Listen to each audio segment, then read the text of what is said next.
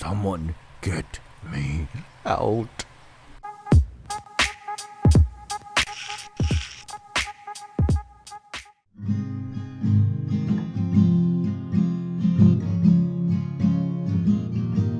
There was a man, he lived in a house with his wife and his two girls. He liked TV, he liked archery. He was happy in their little world until that day when the mouse came out to play, and he knew the mouse had to go.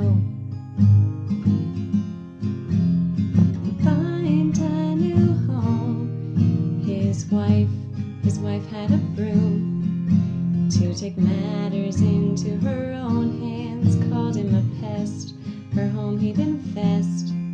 So she thought she'd take a bold stand. She said it's the day that mouse will cease to play.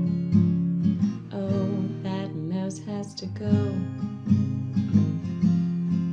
and find a new home. His girls, they were asleep, wrapped up tightly in their small beds, woke from a dream and let out a scream. When they saw the mouse peek his head, they said, "Daddy, hey, take that darned mouse away." "Dad, the mouse has to go